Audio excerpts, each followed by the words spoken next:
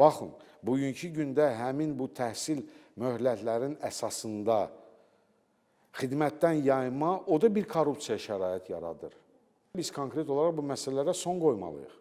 Gəlin ayırt eləyək, oxuyanlara bəli, nə lazımdırsa dəstək olaq, möhlətlər verək, nə deyirsə eləyək.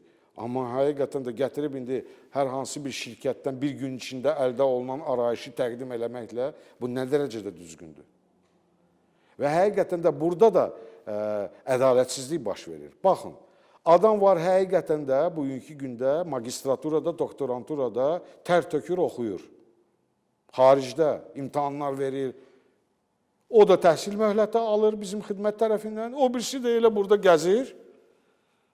Elə o arayış əsasında da eyniləşdirmək düzgündürmü? Mən indi bu sualı sizə ünvanlayıram. Savad və bilikdən əldə olunmasından söhbət gedir, yoxsa müddətli xidmətdən yayınmaq söhbət gedir. Gəlin, cəmiyyətlə açıq danışaq da bu barədə. Bu məsələ bizi çox narahat edir, həqiqətən də və təbii ki, xidmət olaraq bizim bəzi təkliflərimiz də olacaq. Yəni, biz indi mütəmadi olaraq bu problemlə rastlaşırıq. Təbii ki, biz bu haqda qanunvericidə dəyişikliklər etməliyik. Təkliflər artıq formalaşıbdır.